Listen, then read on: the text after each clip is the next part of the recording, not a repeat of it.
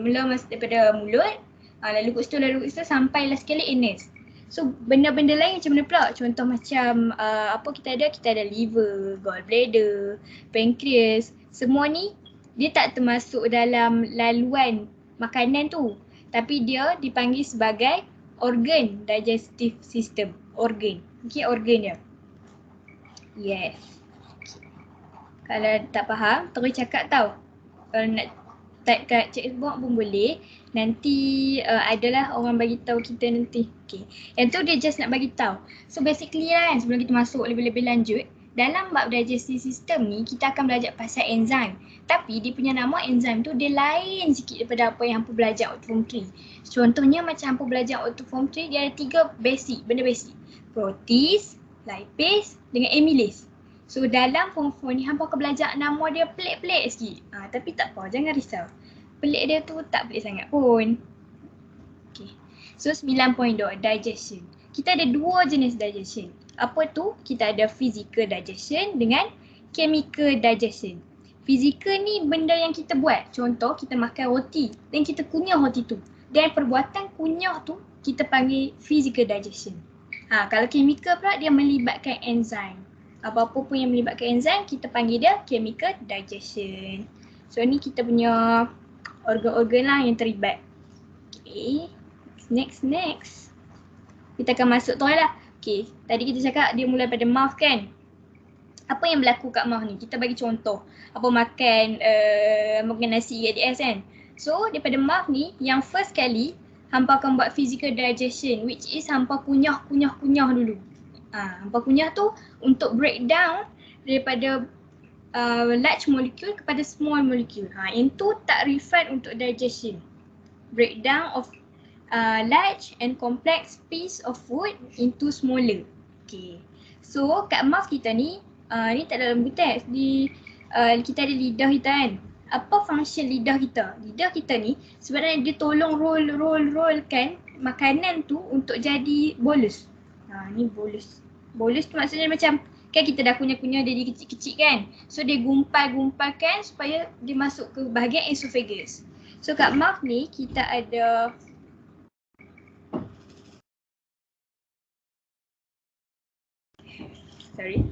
So kat mouth ni kita ada satu jenis enzim, nama dia salivary amylase. Sebab apa kita kena tulis salivary ni? Sebab dekat bahagian pancreas kita pun nanti akan ada satu enzim nama dia amylase juga. Sebab itulah bila hampa dalam exam hampa kena tulis juga perkataan salivary ni. Maksud dia amylase tu dekat bahagian mulut. Macam tu. Okay? Alright. So bahagian mulut ni apa cerita dia? Dia akan digest starch. Starch ni apa? Starch ni adalah dalam golongan karbohidrat.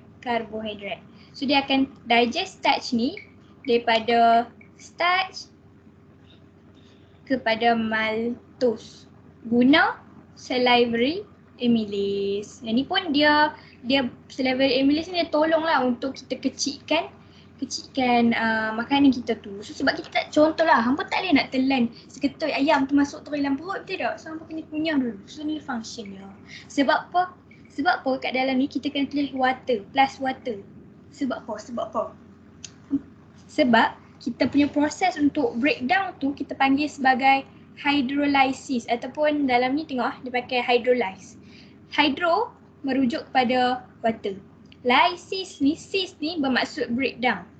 So dia kalau kita cakap pasal hydrolysis maknanya kita cakap breakdown menggunakan water. Sebab itulah kalau buat equation kena tulis perkataan plus water ni. Okay, tu sikit-sikit lah tambah-tambah kan. Okay. Next. What's next? Okay, yang tu mau. Dia cerita panjang-panjang ni dia nak cakap pasal itu je. Lepas tu lagi satu dia cakap kat bahagian mulut ni salivary amylase tu dia punya pH value dia adalah dalam lingkungan 6.5 sampai 7.5. Kita boleh kata neutral lah, tak berapa acidic, tak berapa alkali. Macam tu cerita dia. Okay, next. Yang tu bahagian mulut kan. Dan makanan tu tadi akan bergerak pada mulut ke bahagian esophagus. Dekat situ akan berlaku kita panggil proses peristalsis. Peristalsis ni benda apa? Dia macam dia just proses di mana makanan tu bergerak. Bergerak. Lepas tu dia punya wall tu dia akan jadi macam berombak-rombak macam tu. Faham lah tu. So next, lepas dekat mouth, dia dah pergi kat mouth, dia dah bergerak ke esophagus, kita akan masuk pula dekat bahagian stomach. So stomach ni dia ada satu je. Stomach ni dia punya digestion satu je, which is protein. Kalau kat mouth ni tadi dia hydrolyze karbohidrat. Kita carb ni carb ni dia punya singkatan untuk karbohidrat. So kat stomach pula apa yang akan terhydrolyze ialah protein. Protein je. Yang lain-lain tu dekat tempat lain. Sekejap kita masuk. So first kat mouth, esophagus, kat stomach pula. Kat stomach kita tengok dia punya structure. Structure dia ni esophagus tadilah dia bersambung ke dalam stomach. And then ni dua denum yang akan bersambung kepada small intestine sekejap lah. Okay, ni dia punya structure. Ke bawah sikit. Tak nampak lagi. Gastric gland ni dia cerita lah kan. Dekat bahagian ni, gastric gland ni yang dalam perut ni dia hasilkan dua benda, which is hydrochloric acid dengan lagi satu adalah pepsinogen. Ni, pepsinogen ni. Okay. So, pepsinogen ni lah yang nanti akan hydrolysekan protein. Tapi, pepsinogen ni di dalam keadaan tak aktif. Tak aktif. Dia malah macam tu. So, dia perlukan hydrochloric acid untuk dia activatekan. So, pepsinogen ni sekali, pepsinogen akan jadi, kita panggil nama dia pepsin. Dengan bantuan hydrochloric acid. Macam tu. Macam mana dia boleh activate kan? Sebab pepsinogen ni dia perlukan keadaan yang acidic. Kalau macam kat mulut kita tadi, dia dalam keadaan yang macam neutral 6.5 sampai 7.5 pH kan. Kalau pepsinogen pula dia perlukan ataupun benda yang enzim kat dalam perut ni dia perlukan suasana yang acidic. Yang acidic 1.5 sampai 2.0. Tinggi lah ni. Kiranya kalau macam hampa letak asid ni dekat besi, memang besi tu lebok tu cerita dia.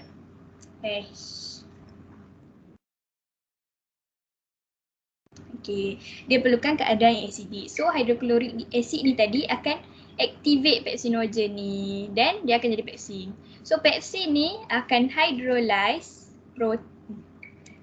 Ujung sangat pula. Sorry. Protein plus water. Dia akan jadi polypeptide. Menggunakan pepsin. So proses ni tak habis lagi. Sebab kalau hampa tengok kat sini kan, nama dia apa? Polypeptide. Poly. Kalau hampa belajar dah waktu chapter 4 chapter 4 kita dah tahu poly tu maksud dia ada banyak. Long chain of monomers. Dia panjang lagi perjalanan kita untuk dapatkan product of digestion. Banyak pula kena padam. Sabar. Okay.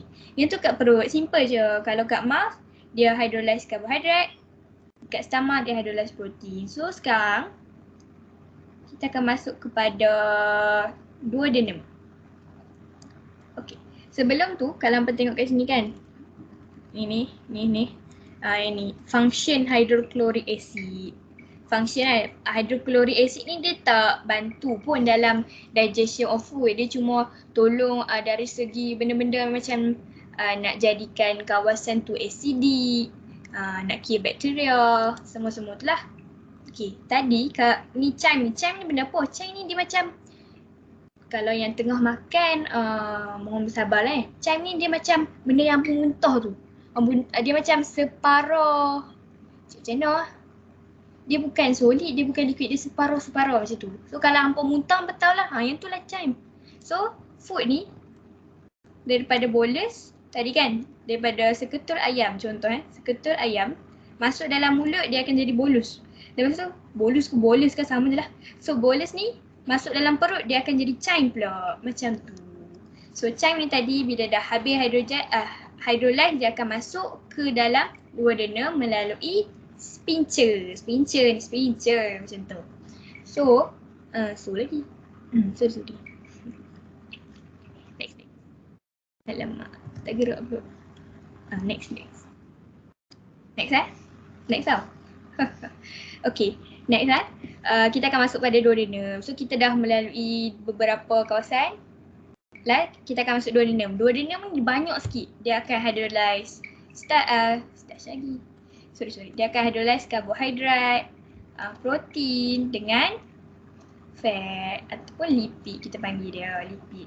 Sama je. So dekat duodenum ni dia banyak sikit. Dia hydrolyze kebanyakannya semua benda. Okay.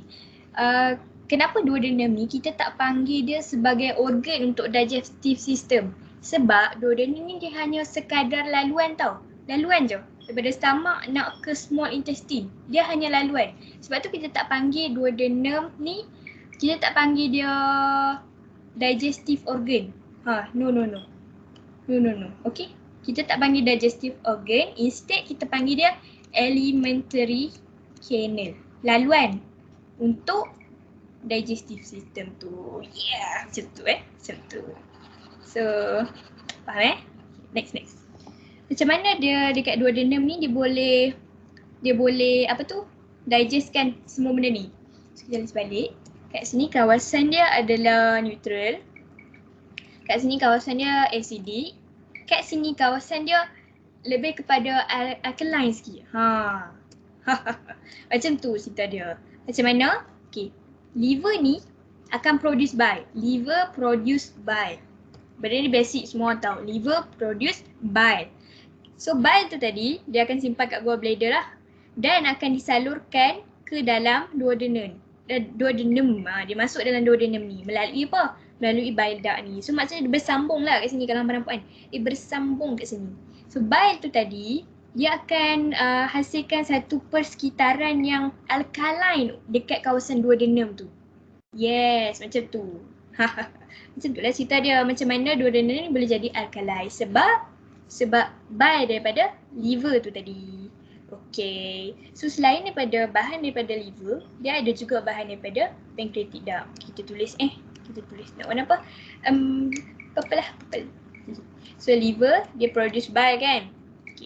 Next, kita ada satu benda lagi which is pancreas. Pancreas ni dia akan produce pancreatic juice. Macam tu. Pancreatic juice ni ada 3 benda which is kita ada pancreatic amylase. Tengok nama dia. Pancreatic amylase. Amylase juga. Okay, so pastikan hampa tulis perkataan pancreatic ni. Next, kita ada trypsin. Dan last sekali kita ada lipase. So semua ni 1, 2, 3, 4 ni akan dimasukkan ke dalam duodenum. Ya, begitu. So kita ada 4 benda yang akan masuk dalam duodenum, which is bile, pancreatic amylase, trypsin dengan lipase. Yes, macam tu. Kat sini kita ambil warna biru tua ni. Bile ni nanti dia akan emulsify lipids. Nanti sagi saya akan beritahu lah emulsify ni maksud dia apa. Emulsify ni hampa selalu je tulis dalam jawapan, tapi hampa tak tahu emulsify ni makna dia apa. Kita akan masuk sabar. So first yang ni kita cakap bile ni untuk lipid lah. Pancreatic amylase ni untuk karbohidrat. Trypsin untuk protein. Kalau hampa dengar, hampa pasal kan dekat stomach tadi nama dia pepsin. Sini nama dia trypsin. So basically benda-benda yang sin kat belakang tu dia untuk digest ataupun hydrolyze protein. Gitu faham So lipase ni pula adalah untuk fat juga ataupun lipid lah. Sama je fat dengan lipid ni. Dia sama je. Semua satu nama glamour, satu lagi nama kampung macam tu Okay. Next step. Faham dah kan? Ni bahan-bahan yang ada dalam duodenum. So hampa pun dah tahu macam mana bahan-bahan tu ada. Disalurkan daripada pankreas dan juga liver. So kita masuk satu-satu lah. Susah nak padam ni? Sama lah. Okay. So dekat kita dah tahu bahan apa tadi. So starch. Apa nama dia? Pancreatic amylase tadi akan digest starch plus water akan jadi maltose. Kalau hampa perasan lah mungkin ada yang tertanya, tadi dekat atas dekat mulut dah starch jadi maltose lah ni, awak starch jadi maltose lagi. Sebab hampa ingat hampa kunyah tu cukup ke untuk hasilkan satu simple. Simple tu tak. Proses dia lama. Starch ni, karbohidrat ni dia punya monomer dia agak besar. So perlukan lebih banyak bantuan lah untuk jadikan dia simple-simple macam ni. So sebab itulah walaupun dekat atas tadi, dekat mouth tadi kita dah digest starch ni, still kat bawah kena digest juga. Untuk jadikan dia betul-betul simple. Sebab apa kita nak jadikan dia sangat-sangat simple? Supaya badan kita ni boleh absorb nutrien. Macam tu. Takkanlah satu sel tu nak absorb seketul ayam. Tak boleh. Okay. So next, dekat duodenum juga kita akan hydrolyzekan polypeptide tadi jadi peptide. So mula-mula jadi poly kan, sekarang dah jadi peptide. Menggunakan trypsin. Yes, trypsin. Begitu. Yang ketiga ialah dia akan hydrolyze lipid jadi fatty acid and glycerol. Kalau laju sangat bagi tahu. Dia memang macam ni. Amira memang skor laju-laju. Kalau hampa tak skor bagi tahu abang siap-siap. So menggunakan apa? Menggunakan lipase ke hampa sebutlah apa pun. Okey, sebutlah apa pun. Okey, yang ni lah dia punya apa yang berlaku dekat duodenum tadi. Faham kan? Okey. Bau. Okey, macam tu. So tadi pancreatic amylase dah, trypsin dah, lipase dah. Bile pula. Bile ni kerja dia apa? Okay, kalau hampa nampak kan, bile ni kita nampak dikata emulsify lipid. Emulsify tu benda apa? Okay, macam cerita dia. Lipid ni, lipase ni akan tukar lipid jadi fatty acid kan. So daripada big monomer dia akan jadi small, comel-comel ni. Okay, emulsify ni maksud dia bile ni akan duduk sekeliling fatty acid dengan glycerol ni. Macam tu. Macam tu. Ya, begitu. Ya, macam tu. Sebab apa? Sebab dia tak mau bagi fatty acid ni dia bergabung balik. Tak mau bercantum. Kalau bercantum dia tak jadi dah. Dia akan jadi lipid balik lah. Macam mana badan nak absorb kalau macam tu? So, emulsify ni maksud dia duduk macam tu lah. Tak nak abang macam tu. Tapi dia duduk macam tu. Supaya fat-fat tu tak macam tu balik. Yes. Tak faham kita lah. Dah lah ampun. Tak apa. Sabar. Nampak tak padam.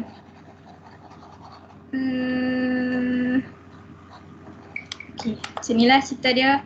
So yang tu dekat duodenum. So kalau hampa ingat tadi. Okay. Padam Ustaz. Sabar. Sekejap. Okay dah. Tiap. So mouth, esophagus, stomach, duodenum. Next kita akan pergi kepada small intestine. So yang ni duodenum ni akan bersambung kepada small intestine.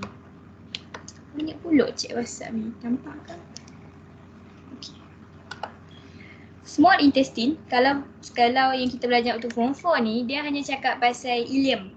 Dia cakap pasal ileum. Ni ileum ni adalah small intestine.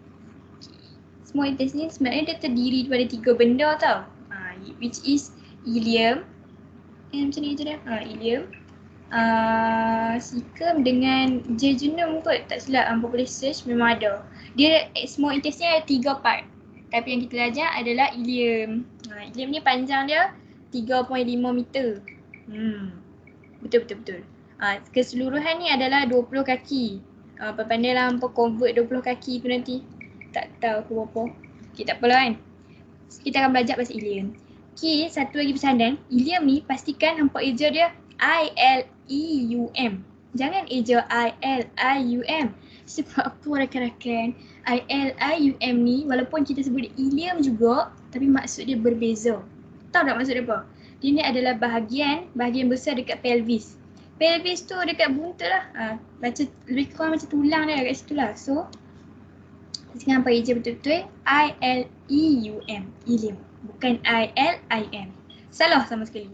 So kat small, kita masuk dia. Kat small intestine ni, apa akan, mana gawai ni? Sorry.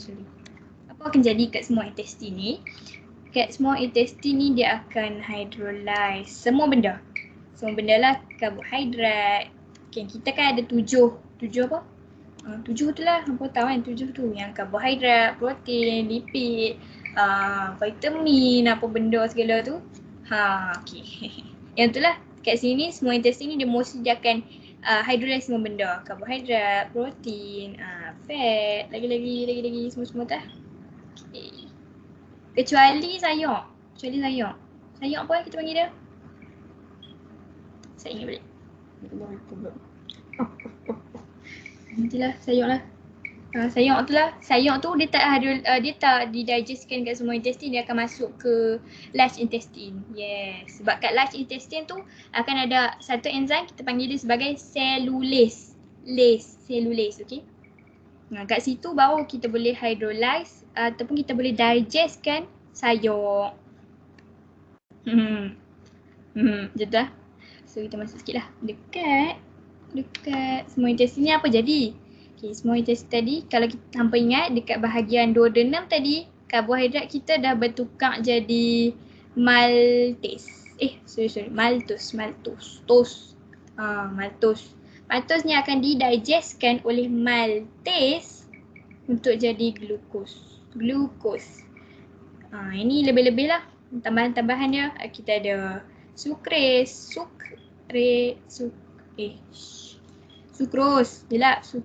Jadi sukres melalui jadi sukres pada astagfirullahalazim. Sekejap kita reboot balik. Sabar. Sorry sukros jadi glukos plus fruktos. Yang ni hampa dah belajar waktu bab 4. Kalau tak ingat tak tahulah.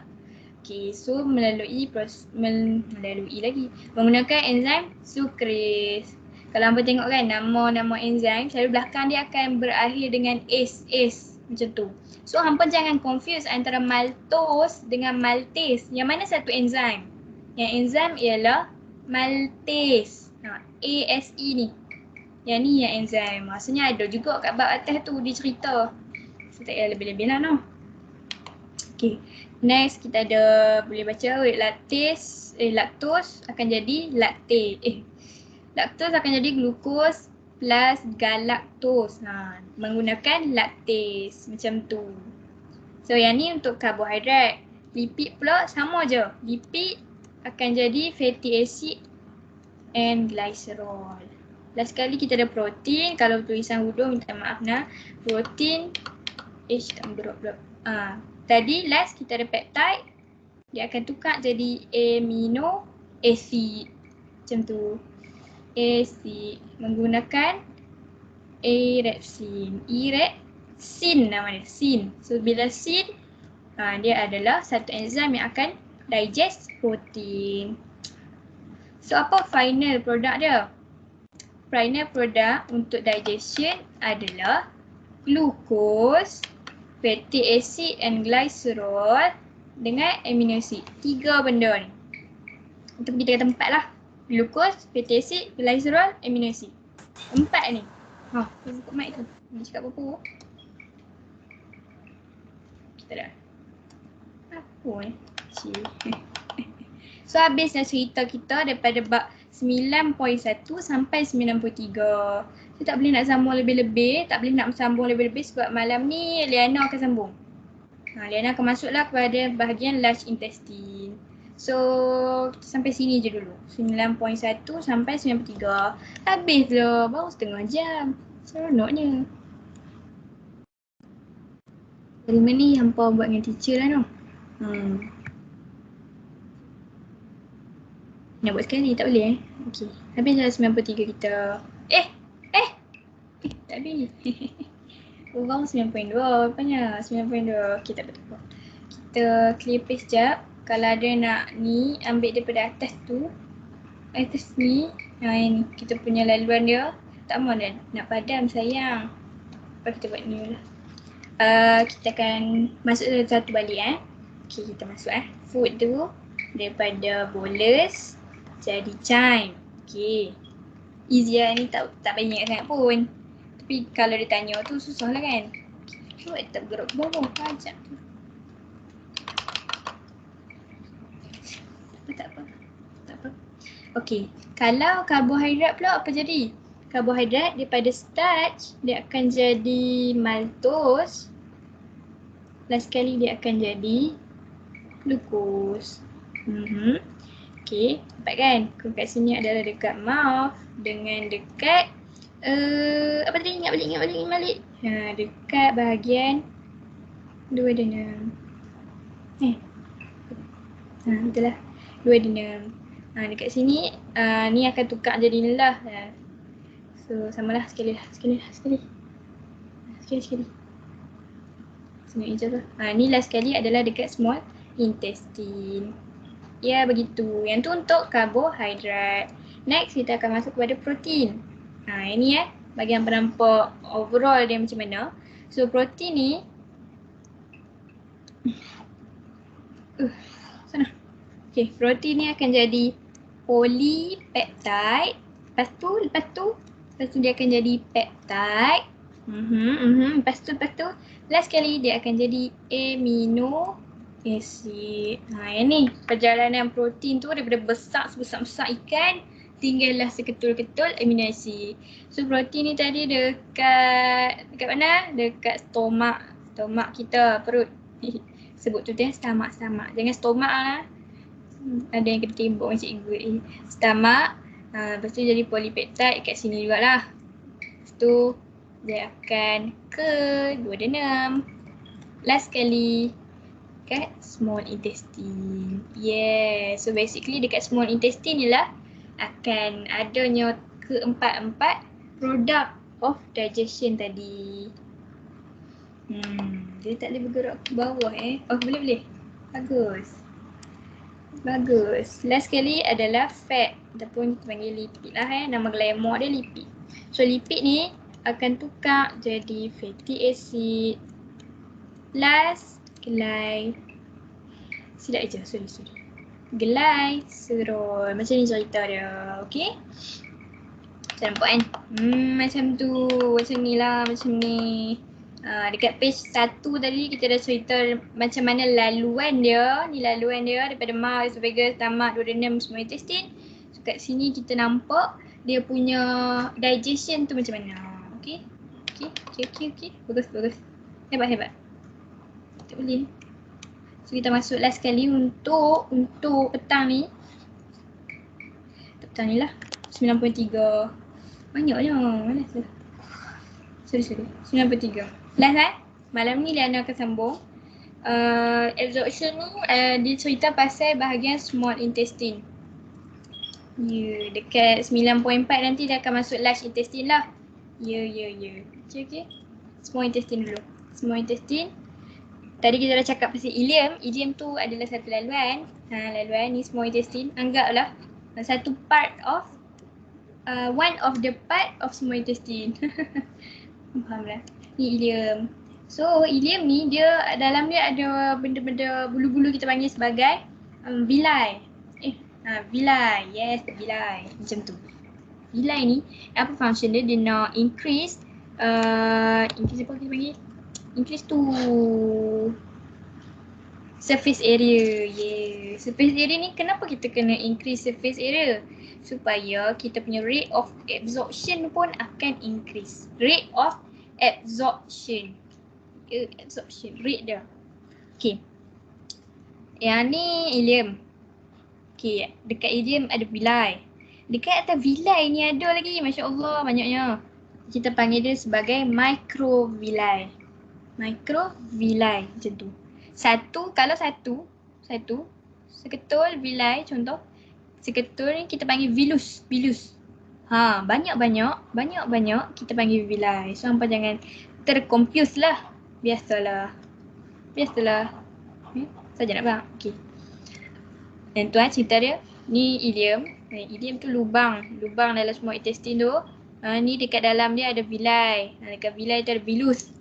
Ni dia punya dekat atas villi ada microvilli. Macam tu. So apa function lepa-lepa ni, apa function bulu-bulu ni, dia supaya dia nak increase. First dia nak increase surface area per volume. Next semua tujuan dia Sebabnya semua karakteristik dia basically dia untuk increase rate of absorption. Tu function dia. Tu je dia punya main. Dia ni ada karakteristik yang dibantulah. Okay. Kat sini dia kata vilai ni dia ada network of blood capillary. Maksud dia apa? Maksud dia ni vilai dalam tu ada banyak blood capillary. Banyak gila. Sebab apa? Sebab dia nak increase rate of absorption supaya banyak benda boleh masuk dalam ni. Maksudnya contoh je amino acid kan. Boleh lah 2-3 ketui masuk. Tak ada lah seketui je satu laluan lah macam tu. Contoh kita bagi bahasa mudah lah, bahasa mudah. Semudah kita. Okay, tu hampa baca lah nak. So kat sini, dekat vilai ni kita ada 2 benda. Which is satu lactale. Satu lagi kita panggil sebagai blood capillary. Lactale ni akan absorb benda-benda fat. Contoh macam fatty acid, glycerol, semua-semua tu lah. Blood capillary pula dia akan absorb apa? Benda selain daripada fat. Contohnya amino acid. Lagi kita ada apa tadi? Glukos. Segala-segala yang produk-produk daripada digestion tadi. So inilah cerita dia. Kalau nak cerita lebih lanjut tak boleh kot. Ni hijau lactale ni dia warna dia hijau. Fairy colour mewarna. Lactale dia warna hijau. Lactale ni sebenarnya dia adalah satu cabang daripada kita punya apa tu nama dia? Yang warna hijau tu. Tak ingat, nanti ingat begitulah. Lymphatic system. Yes. Kita punya lymphatic system ni lactale ni adalah sebahagian lah daripada lymphatic system. Lymphatic system bawah lagi. Nanti yang tahu lah belajar lah. So ni cerita dia. Tadi kita dah bagi tahu sikit-sikit. Yang akan masuk ke dalam lactale adalah benda-benda berfat, berlemak. Contohnya lipid droplet, glycerol, fatty acid, semua tu akan masuk ke dalam lactale. Dan benda-benda lain akan masuk ke dalam blood capillary. So kat sini hampa boleh tengok dia punya method of absorption. Method of absorption ni maksudnya macam mana dia masuk. Contohnya macam fatty acid kan. Macam mana dia masuk dalam lactale tu. Ni cerita dia. Kita ada facilitated diffusion untuk fructose. Yang ni hampa dah belajar waktu bab atas-atas juga. Kalau tak ingat, baca balik. So kita nak tengah satu ni complicated juga. Kalau hampa nak saya terang, dia bagi tahu. Sebab kita punya target untuk petang ni hanyalah sampai 9.3 sahaja. Kalau hampa nak apa-apa nak ulang, contoh nak ulang ni kan, hampa tak ingat ke, hampa tak kerti ke, cikgu ajak hampa tertidur ke, so hampa tak faham ke apa, bagi tahu. So kita boleh repeat lepas ni. Tapi basically kita nak cakap pasal yang ni adalah apa yang masuk ke dalam lactale dan apa yang masuk ke dalam blood capillary. So kita tahu yang masuk ke dalam blood capillary adalah benda-benda ni. Kalau sikit hampa baca lah, hampa tahu. Sebab selalunya dalam soalan objektif, soalan structure, suka sangat naik macam tu. So kita tengok habis lagi. Ya Allah, dah habis kita punya kelas petang ni. Sikitnya, baru 40 minit. Habislah. Tamatlah sudah. Okey. Habis dah. Serius. So, yang ada, boleh tak respon sikit macam mana? Ada yang part yang tak faham tak? Kalau ada part yang tak faham, kita boleh ulang balik. Sebab mungkin tadi laju sangat. Sekarang mungkin kita boleh berehat sebentar bersama Kikit ke. Macam mana ke ikut sekolah. Tu bagi tahu lah jap. Okey ke tak? Kalau hampa rasa macam okey dah, tak mau dah nak ulang apa-apa tajuk, dan kita boleh endkan lah kelas kita petang ni. Malam ni kita sambung lagi. Tapi tak nampak dalam muka ni. Jumpa yang cantik sikit. Nama dia Liana macam tu.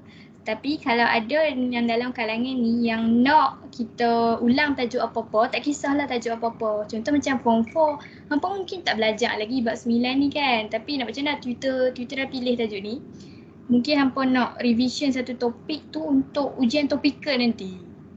Dia bagi tahu. Boleh sila komen. Mari tengok. Tak ada apa. Ulang. Amirul Hafiz. Ulang apa Amirul? Amboi. Tak ada apa ke? serius ni yang terutama yang form 4 lah sebab ada ujian topikal kan nanti ataupun form 5. Form 5 nak request tajuk apa pun boleh sebab kita nak revision now untuk SPM kan. Macam tu. Chapter 8 bio form 5. Kita nak masuk form 4 dulu, tajuk form 4 dulu. Kita tak tahu yang kita tunjuk. Sabar Miro, kalau tak ada siapa sangat kita masuk form 5 lah. Tapi yang tu kita masuk dalam kelas lah. Apa Miro screen. Nampak kat situ. Yang ni kita ada tajuk form 4 kita. Okay. Ikutlah kan, kalau tak ada kita boleh je habiskan kelas kita sekarang. Boleh lah hampa berehat. Ni. Kita ada yang cell, movement of substance across plasma membrane, cell composition, metabolism and enzyme, cell division, respiration. Lagi ada transport, immunity, coordination response, semua-semua lah. Tengok. Tengok. So tak ada apa pun nak ulang kan. Semua pandai dah ni. Semua boleh straight ni.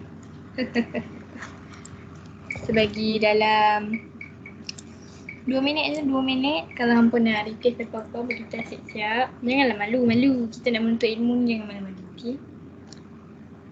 Sementara fikir tu, saya tengok phone saya. Izinkan. Kiam.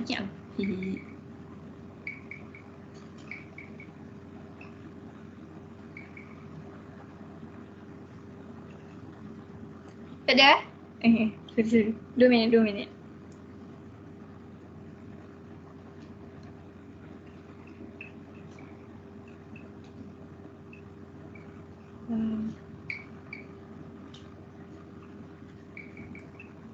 Ada benda kecek ke? Bab 10 form 4. Bab 10. Bab 10 Bab 10 apa? Bab transport. Oh, jantung. Susah bab 10 banyak tau. Bab 10 dia ada banyak. Kita ada circulatory system, heartbeat kita ataupun lymphatic system yang warna hijau tu. Okay. Sebab ada orang respon kita masuk lah. Tahu nak tengok WhatsApp saya. Tak apalah. Macam tu. Tak apalah. Bab 10 Sekejap kita pergi bab 10. Bab 10. Mana dia?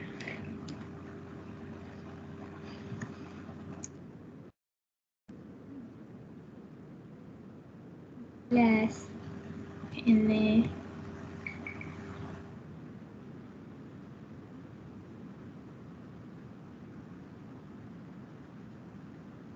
Bab 10 ni dia serius banyak. Hampa nak ulang dari awal sampai habis ke? Kalau hampa nak ulang dari awal sampai habis, sadly kita akan laju. Tapi kalau hampa nak satu subtopik je, contoh macam lymphatic system, mungkin yang tu susah kan? Nah, kita habiskan.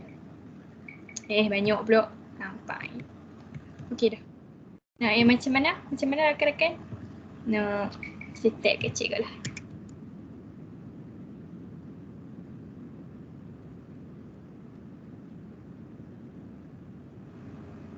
Ni apa ni? Shazlina Natasha. Show sikit. Shazlina Natasha ni.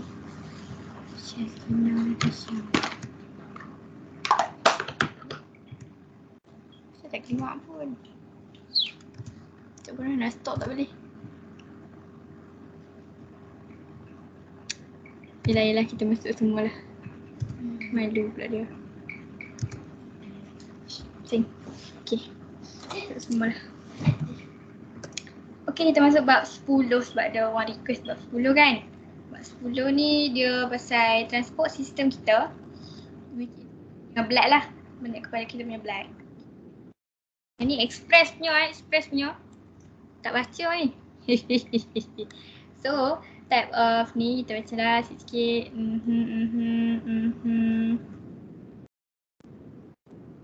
Kita masuk kepada kita punya. Kita ambil gambar yang ni lah. Bismillah, kita bismillah lah. So, transport system. Transport system dalam human adalah transport system of blood. Kita punya darah lah. Daripada jantung tu nak ke tempat-tempat lain tu lah. Tu cerita dia. Okay. Dalam ni kita ada dua jenis, iaitu open dengan close. Apa beza open dengan close? Close ni maksud dia setiap blood capillary tu akan bersambung. Tak ada yang terpisah. Mesti dia bersambung. Cabang macam ni, cabang macam tu. Ikut suka dia lah. Tapi semua tu bersambung. Kalau macam ni, open ni, dia terbuka. Maksudnya darah tu nanti terpocik lah. Ciu macam tu. Okay, tu beza open dengan close. Okay. Dan untuk pengetahuan apalah, open ni selalunya dia dalam insect. Selalunya macam tu. Macam ni kan kalau awak baca kan, blood hemolymph. Hemolymph ni blood like nutritious liquid. Kita bagi contoh kehidupan sebenar lah kan.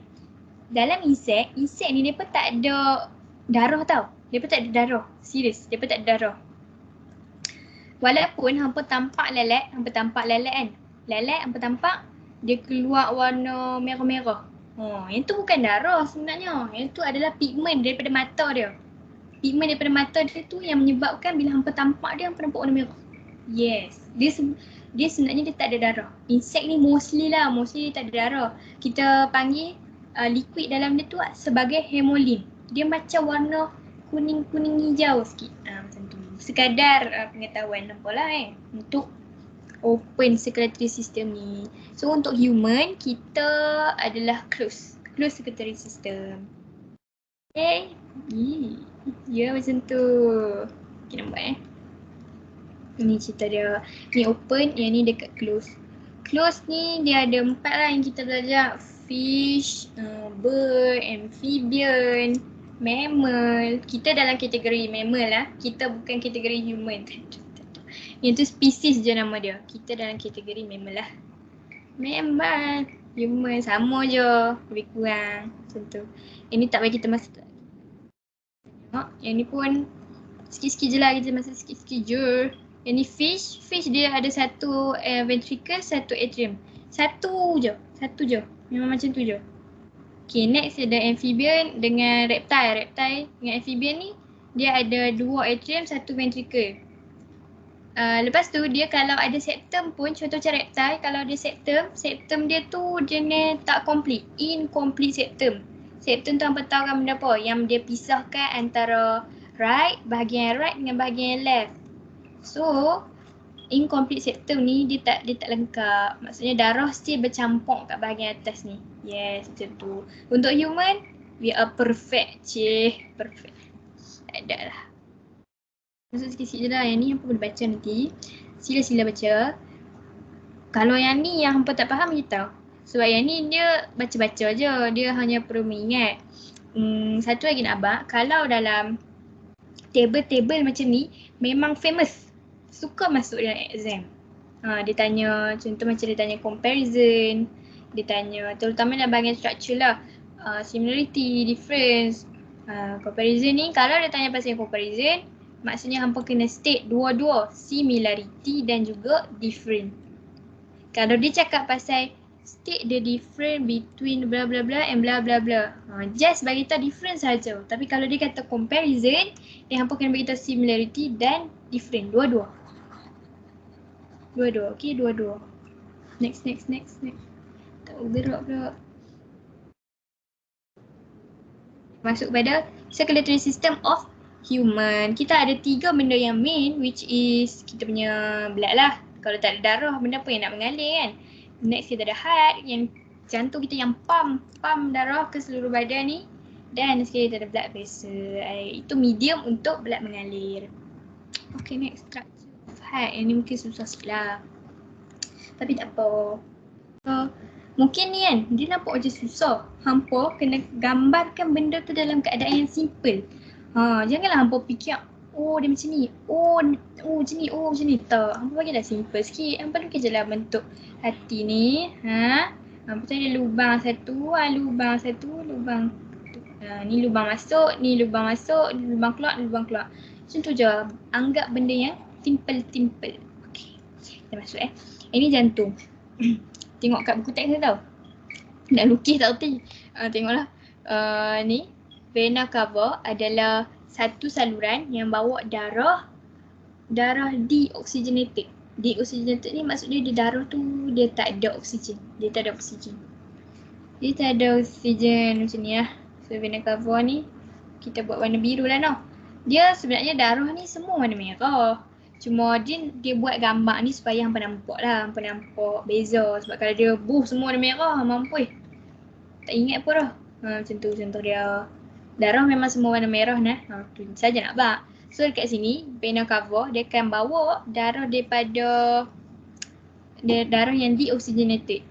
Semualah semua. Vein-vein tu akan semua pergi kat vena cava. Dan akan masuk ke dalam jantung. Macam tu. Selalunya vein bawa deoxygenated blood dan apa tu nama dia, artery akan bawa oxygenated blood. Okey. Kita banyak vein artery paling besar nama dia aorta dan vein paling besar nama dia vena cava. Yang tu yang akan paling besar lah. Besar tak ada lah besar ni. Besar yang besar lah. Kalau arteri besar ni, vein tu aorta tu mungkin besar ni sikit. Macam tu. Mungkin pula dia. Sambung. Pulmonary. Okay, aorta ni adalah main blood artery yang akan bawa semua, dia akan transport semua darah yang oxygenated. Maksudnya, dia bawa keluar lah macam darah yang bawa keluar pada jantung kan dia oxygenated. So aorta lah yang mula-mula tu. Macam tu. So kita masuk capillary dulu lah Boleh cerita sikit je Lama dah tak baca buku macam ni. Baca lah buku Okay. Okay. Macam ni. Kita masuk balik Vein dia akan angkut deoxygenated blood kecuali satu vein kita panggil dia sebagai pulmonary vein. Dan arteri pun sama, dia akan angkut oxygenated blood kecuali satu arteri kita panggil dia sebagai pulmonary artery. Okay. Kalau hampa nampak lah kan, kenapa? Why is this happening? Kenapa? Macam tu kan. So kalau hampa tahu, deoxygenated blood ni dia punya blood pressure dia rendah. Nampak kan? Okay. Blood pressure dia rendah. Risau tak naik benda ni. So blood pressure dia rendah. Macam ni kita ambil barang ni.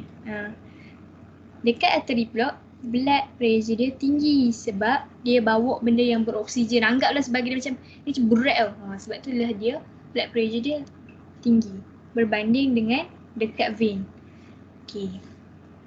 Okay, tu satu. Okay. Pulmonary artery ni dia akan bawa darah keluar pada jantung tau. Nampak ni? Ni tak boleh nak conteng atas ni, nak buat macam mana?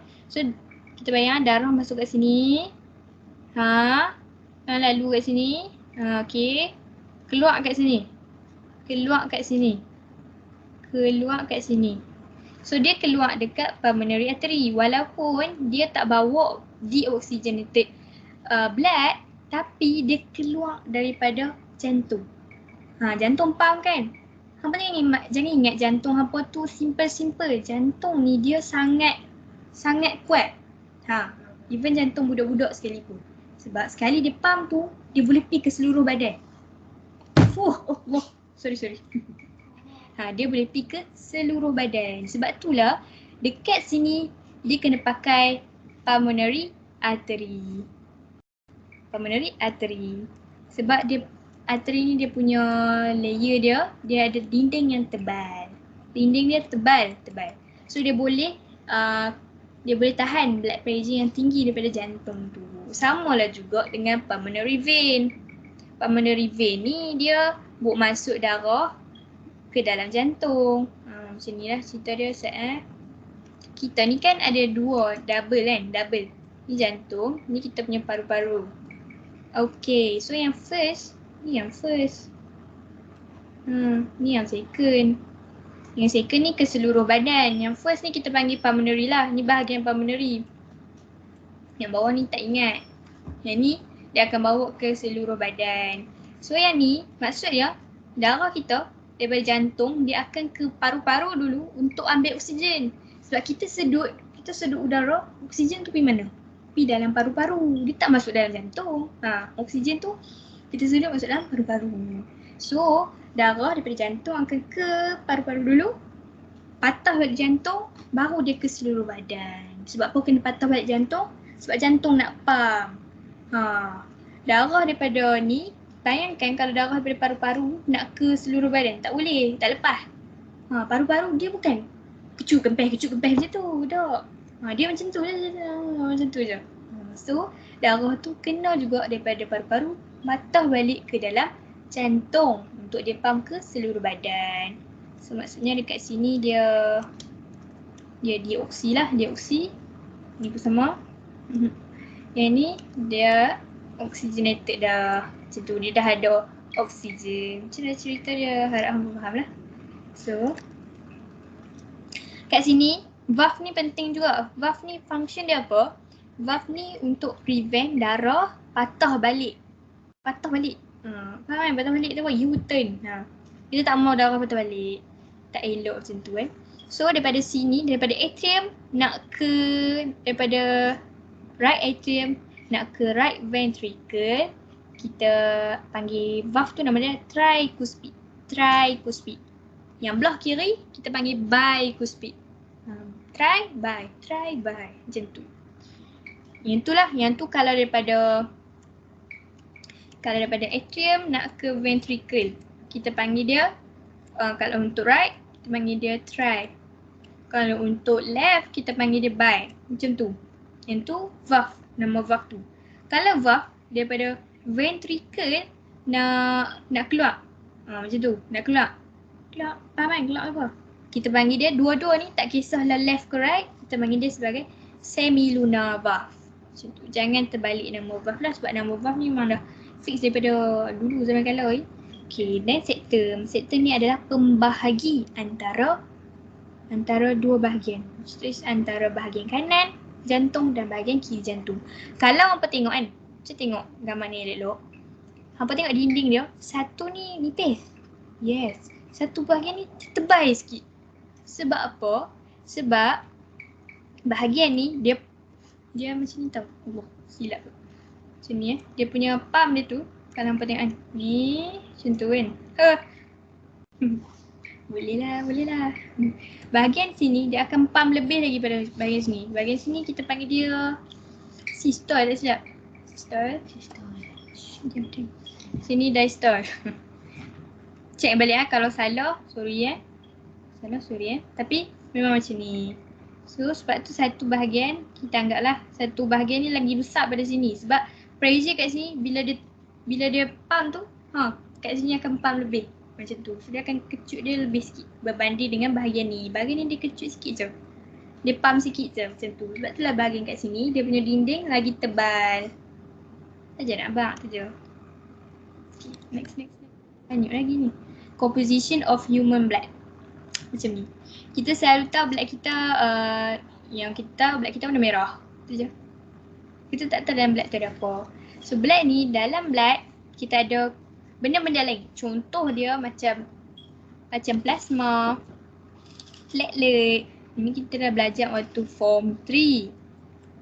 Dia revise sikit je. Dia tambah je. Macam ni kan, dia tambah leukocyte. Dekat form 3 tak ada benda ni. Okay, dia tambah sikit-sikit. Dan dia ada erythrocyte ni lah, lentok lah. Which is kita panggil dia sebagai white blood cell. Nama famous dia ataupun nama saintifik dia leukocyte. Macam tu, leukocyte, erythrocyte, banyak-banyak benda. Saya termasuklah white blood cell ni, dia banyak nama sebenarnya. So, kalau hampa ingat lah, plasma ni apa function dia? Nampak ke kat belakang? Tak nampak ni. So, plasma ni dia adalah 99% air. Plasma ni dia punya substance dia 99% water.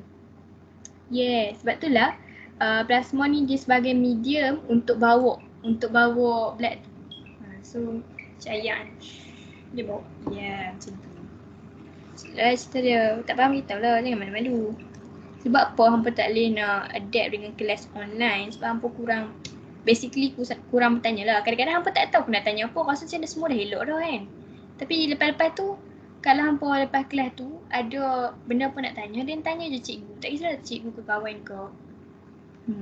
Cara hampa nak develop hampa punya minat terhadap online kelas. Tak kisahlah online kelas atau kelas benda-benda lain. Hampa kena jadi aktif. Jangan jadi pasif dalam kelas. Sedikit selingan saja nampak. Okey, lepas tu ni dia punya komponen lah. Kita ada water tadi. Oh, blood plasma kita 99 dah, 90%. So plasma ada macam platelet, kita ada juga hormon dengan enzim, banyak benda lah dalam ni. Pastikan anda membaca lah. Selalu dia masuk macam tu lah. Duduk sini. Punya blood kita selalu tahu blood kita ada white blood cell dengan dan red blood cell. So red blood cell ni bentuk dia macam disc, D-I-S-C, biconcave ya, nama biconcave disc. Dan white blood cell bentuk dia tak tetap. Ni dah jadi bentuk macam ni ke, bentuk macam ni ke, ikut suka dia lah. Dan dekat dalam white blood cell ni juga ada DNA. Kat dalam ni tak ada DNA ni ialah nukleus lah. Dia ada nukleus. Kalau dalam red blood cell tak ada. Sebab apa tak ada? Kadang-kadang pernah dalam soalan dia tanya, kenapa tak ada? Kenapa dalam red blood cell tak ada benda-benda tu? Sebab tak ada nukleus. Sebab dia nak pastikan surface area red blood cell ni besar untuk dia absorb oksigen. Bayangkan kalau dalam red blood cell tu ada seketul nukleus besar ni. Banyak mana je oksigen boleh masuk? Tak muat ni, tak muat. Padahal kita sedut oksigen banyak. Sel kita ni perlukan oksigen banyak. Sebab itulah dalam red blood cell tak ada benda dipanggil sebagai nukleus. Dia hanya semata-mata tu saja. Yes, macam tu. Platelet pula apa function platelet? Platelet ni kalau macam hampa berdarah. Contoh ni tangan kan. 1, 2, 3, 4, 5. Macam ni kalau hampa berdarah kan. Yang akan tutup ni kita panggil platelet. Macam tu, blood clotting. Blood clotting. Yes, macam tu. Ni adalah struktur hemoglobin. Betul. Kalau dulu hampa panggil red blood cell, sekarang nama dia untuk orang yang bijak-bijak biologi ni kita panggil dia sebagai erythrocyte. Untuk white blood cell kita panggil leukocyte. So kalau hampa ada kita ada tadi kat atas tadi, ikutlah tak perasan. Biar rasanya cikgu mesti dia bagi tahu kot dalam kelas. Kalau hampa tak dengar tu hampa tidur lah. Yang ni red blood cell, okey. Atas ni red blood cell. Red blood cell ada hemoglobin. Hemoglobin ni bukan satu tau dalam red blood cell. Banyak gila. Sumpah banyak gila. Ni katakan dalam satu hemoglobin ni boleh angkut dalam 4 ketul oksigen. Dalam satu red blood cell ni bukan ada satu hemoglobin je. Dia ada ribu bilion. Tak tahulah. Kan hampa try search. Tapi memang dia bukan ada satu je. Dulu teacher semua pernah cakap memang banyak ada. So bayangkan satu darah boleh angkut berapa ketul oksigen. Banyak gila. Saja nampak. Okay. Next adalah white blood cell.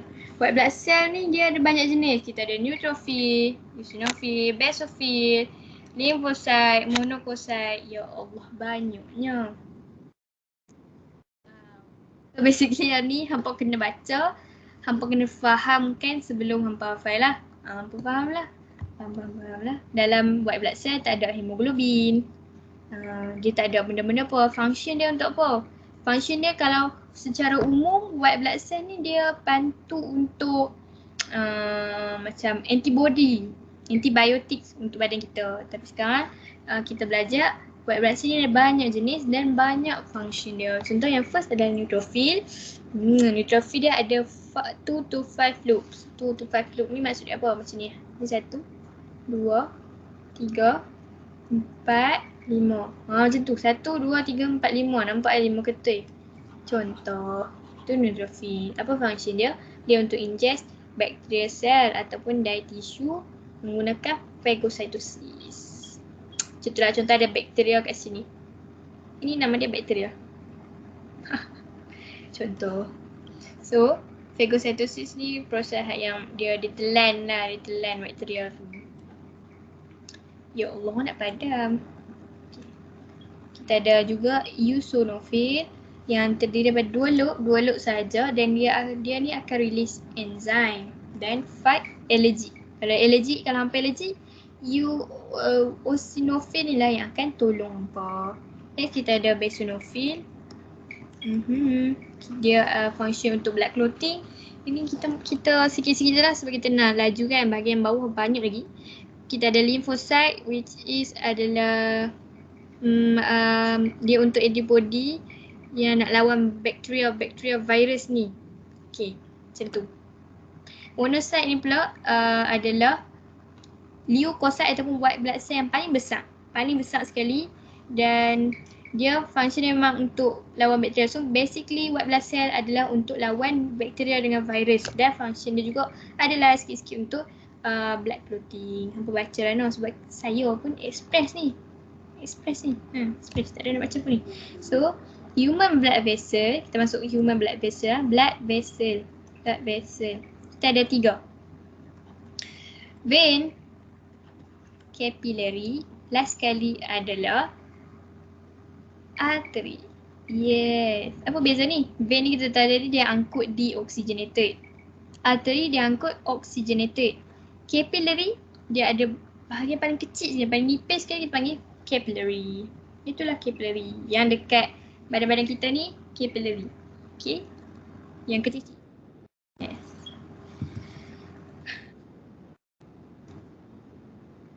Jadi kita dah masuk tadi, kita dah cakap dekat arteri ni dia transport darah keluar daripada jantung. Aorta adalah okay, tak ada apa pun. Okay, bang lebih apa ni. Okay, so arteri dia punya wall dia paling tebal. Okay. Vein dia tebal juga tapi dia sikit je. Dia tak tebal macam arteri. Dan capillary dia hanya setebal satu sel. Tebal dia satu sel. Dalam exam jangan sesekali tulis perkataan one thick cell. Jangan. Tu maksud dia satu sel yang tebal. Maksudnya ni sel tu banyak sel. One cell thick maksud dia satu ni. Okay, banyak beza. Kalau hampa sebut balik kat tu one cell thick. One thick cell. So different, beza. Bila hampa dalam sel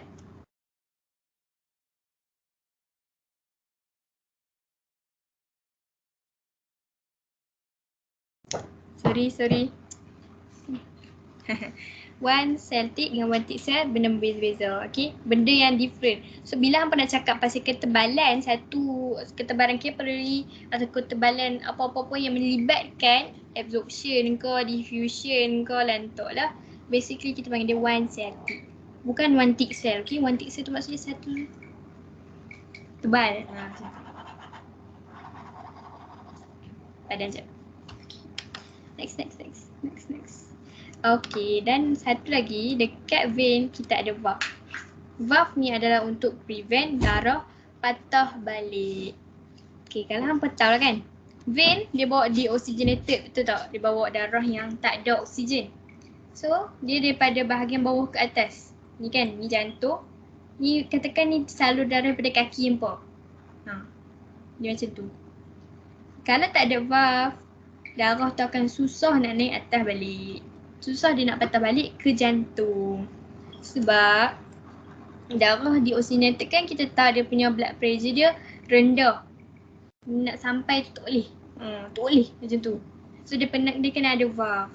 Apa yang assist blood untuk patah balik ke dalam jantung adalah pergerakan hampa. Contohnya bila hampa jalan, dia ada constriction of apa punya muscle tu. Mungkin sudah tak nampak nanti. Macam ni kaki. Ni kaki. Allah, ni kaki. 2, 3, 4, 5. Bila hampa berjalan tu, kita punya muscle akan ni tak jadi kecil balik. Macam tu kan.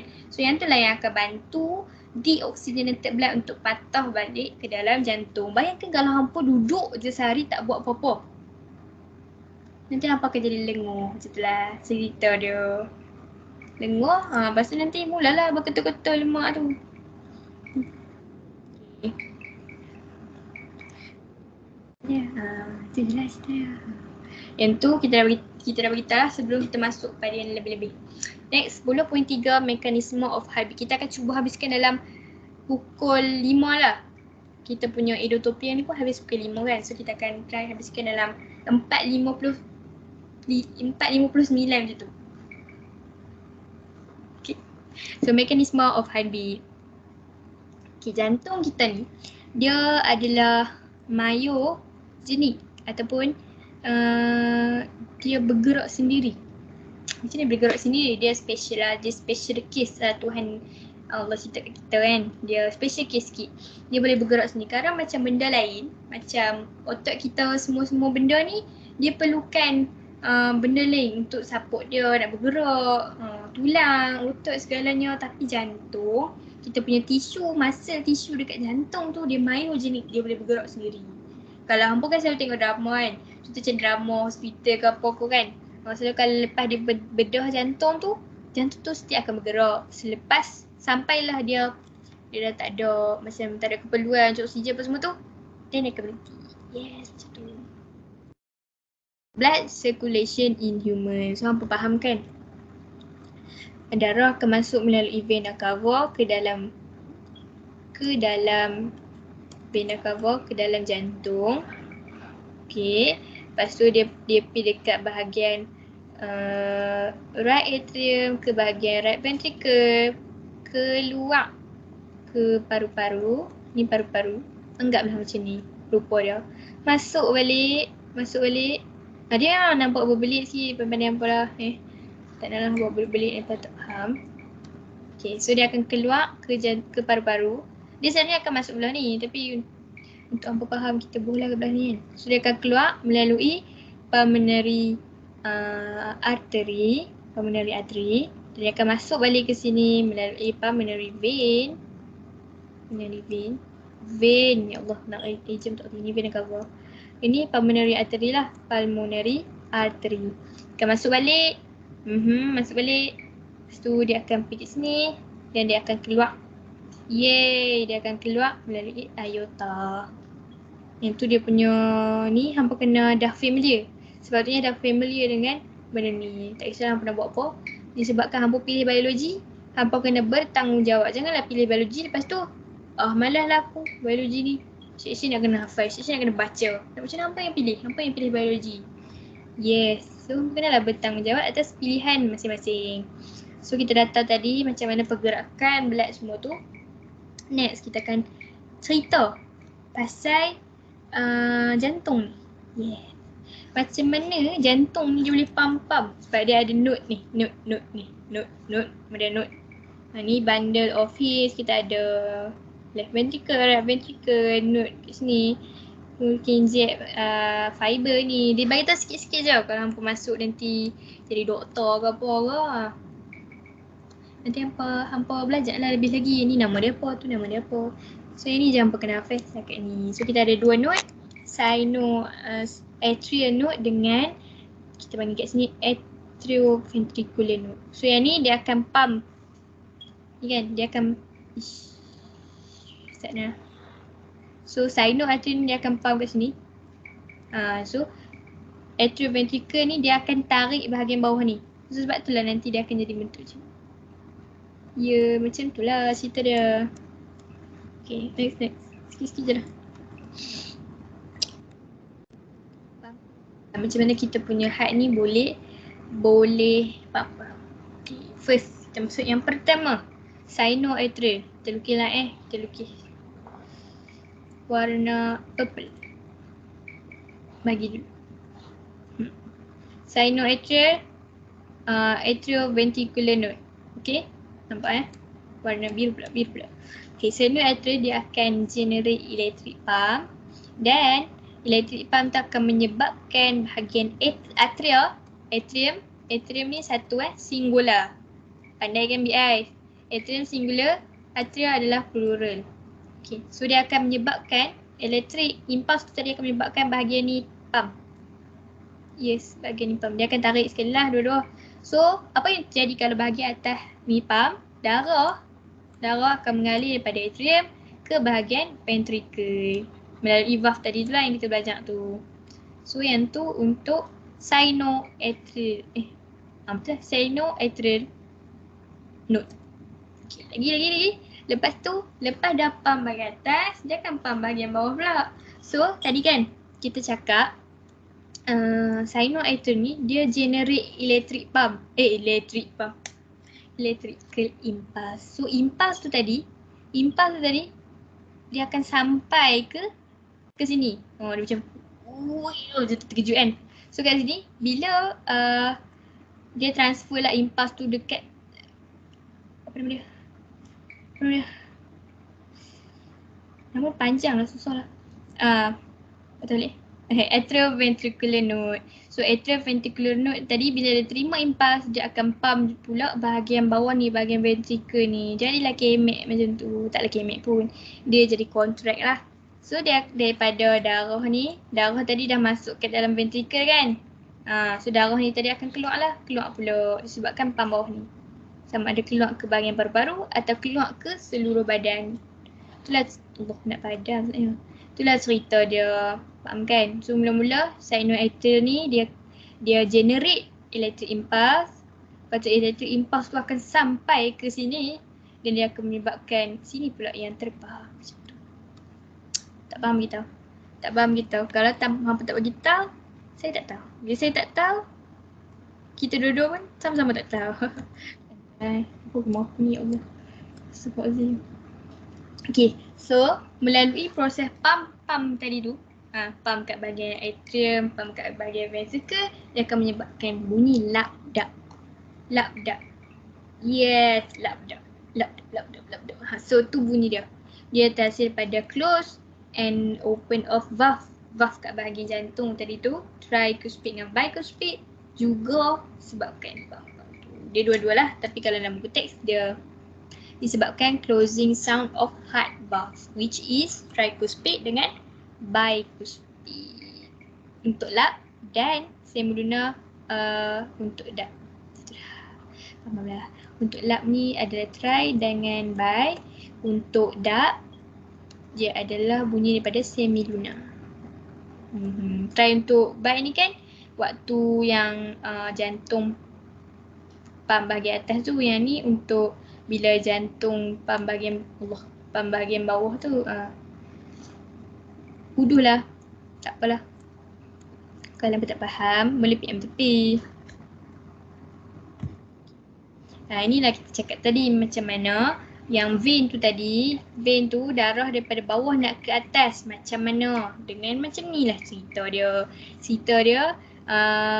Contraction of smooth muscle. Contraction of smooth muscle tadi, masa kita ni bila kita berjalan, bila kita berjalan lah kan, otak kita ni akan jadi contract dia akan contract. Bila dia contract, ni kan jadi macam tu kan, dia akan tolak vein ni, jadi vein tu jadi macam tu. So darah boleh daripada bawah akan naik ke atas. Next. Mekanisme of blood clotting. Lambat lagi kan sampai bawah. Mekanisme of blood clotting. So blood clotting ni tadi kan kita ada yang kalau hampa ingat yang atas tadi, dia ada cakap pasal composition of blood tu, kita ada satu benda kita panggil sebagai platelet. So platelet ni yang akan tolong hampa punya tu lah, kalau ada pendarahan ke apa, dia yang akan tolong keluarkan bahagian tu supaya darah tak mengalir.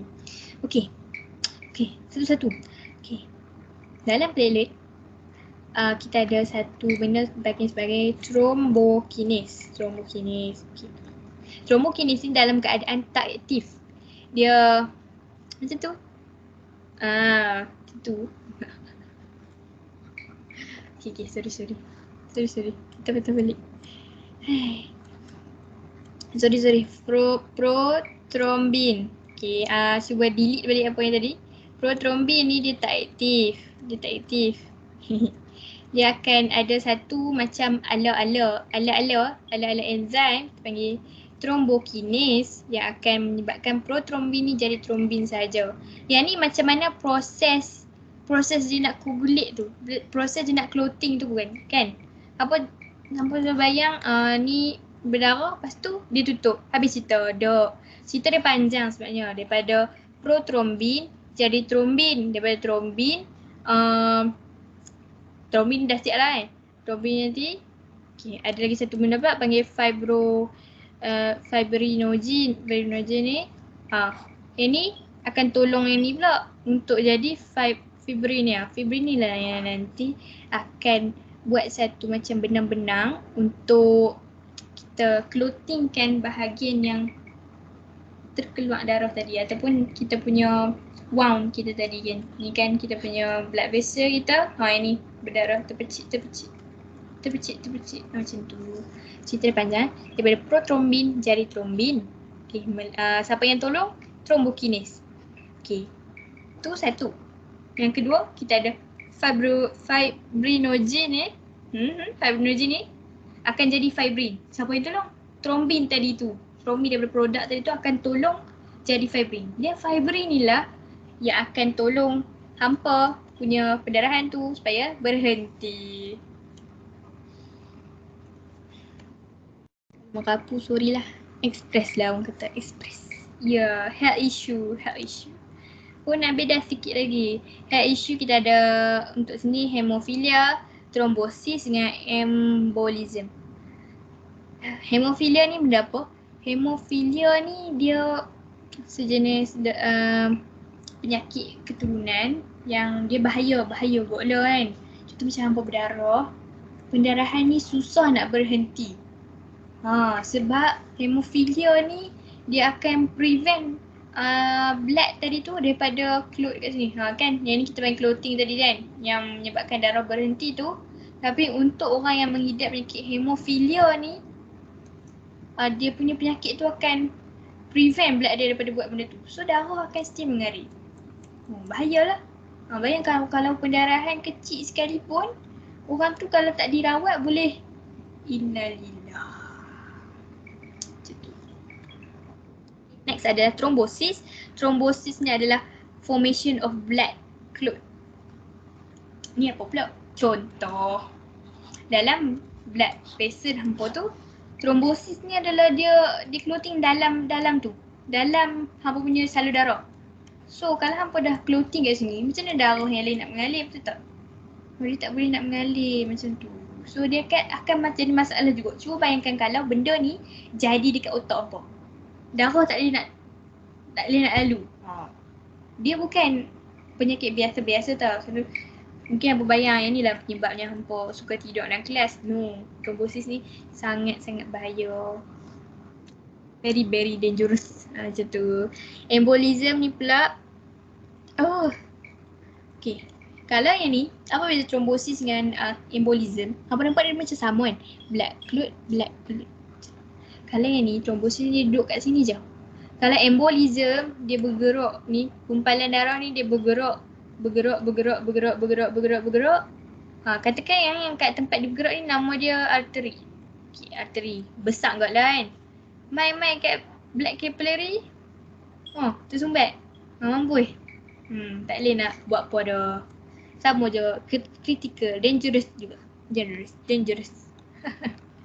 Next kita ada blood group of human. Yang ni benda basic lah kan. Kita semua tahu. Kalau yang tak tahu, kena tahu juga. Kalau hampa jernih darah A, hampa hanya boleh donate dekat orang yang darah A sahaja.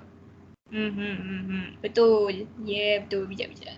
Tapi hampa boleh terima darah daripada orang yang A dan juga yang darah O. Sebab O ni dia tak ada antibody. Dia clean yang botak yang macam tu. Yes, bila dia tak ada antibody, maksudnya kalau O bertemu dengan A, dia takkan jadi apa? O ni takkan serang A pun takkan serang O. So dia hidup aman bahagia macam tu. So bolehlah hampa survive macam tu. Kalau hampa darah B, hampa hanya boleh donate dekat orang yang A boleh donate ke orang yang darah A dengan darah AB. Sebab AB ni sebab dia ada A juga. So sekali. B dia boleh donate dekat orang yang darah B dan AB. Yes. Dan dia boleh terima daripada orang yang darah B dan darah O. Kita tak ada blood C lah. C, D, E, F, G tu tak ada. Kita ada A, B, O. Okay, empat blood group yang common. Okay. Yang ni memang ini je. So next kita ada AB. AB ni dia boleh terima dia boleh donate kepada AB sahaja. Dia punya member je. Dia tak boleh donate ke A. Sebab apa kalau AB donate ke A. Lepas tu B ni nak mana? B ni bila satu darah yang tak sesuai masuk ke dalam darah lain, dia akan jadi blood clotting. Blood clotting yang belajar tu, yang tadi tu, blood clot. Lepas tu tersumbat lah. Nanti ada penyakit, dia muntah-muntah ke apa. Mana kita nak tahu. Bahaya. So sebab tu lah hampa pula. Nurse ke doktor tu dia kena pastikan darah yang masuk tu ke badan orang tu adalah darah yang compatible ataupun darah yang sesuai dengan dia. Kalau dia AB, dia hanya boleh terima daripada A, dia boleh terima daripada B, dia boleh terima daripada O. Semua dia boleh terima lah. Cuma kalau dia nak donate, dia hanya boleh donate ke orang yang spesies dengan dia, which is AB juga. Okay, kalau O macam mana? O dia boleh donate kat semua orang. Dia ni baik hati. Dia donate kat A, dia donate kat B, dia donate kat AB. Semua boleh terima dia sebab dia tak ada antibody. Let me see. Sorry. Dia tak ada antigen. Silap lah. Antigen maksudnya bila dia masuk kat bahagian orang lain tak akan serang dia tak akan serang orang lain. Contoh tu macam tu. Antibody ni pula maksud dia macam antibody ni cerita dia. Contoh A. Antigen ni maksud dia kawan-kawan. Grup-grup. So kalau A yang mai tak jadi apa, tak jadi masalah. Sebab A ni antigen dia, member dia. Tapi kalau B yang mai, tak boleh jadi. Dia pun akan fight akan jadi blood clotting. Sebab apa? Sebab A ni anti kepada B. Dia tak suka B. Ya Allah, benci aku kat B ni. Tu maksud dia macam lah. So O ni dia boleh donate kepada A. Lebih pula. A, B dan AB. Sebab dia tak ada antigen, dia takkan serang mereka ni. Dia ni baik orangnya. Tapi kalau hampa nak donate orang yang macam darah A, darah B, darah AB nak donate kat O, tak boleh. Sebab dia tak suka. Dia suka menderma, dia tak suka menerima. Macam itulah. So O ni hanya boleh terima daripada kalangan O saja.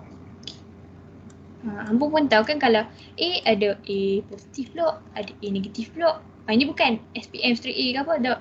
Kalau O ada O positif, ada O negatif. Ini macam-macam lah. O negatif hanya boleh terima daripada O negatif saja.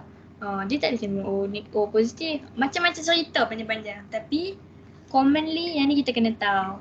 So O, kita panggil dia sebagai universal donor. Sebab apa? Sebab dia baik hati. Dia donate kat semua orang. Dia donate kat A, dia donate kat B, dia donate kat AB. Semua dia nak donate.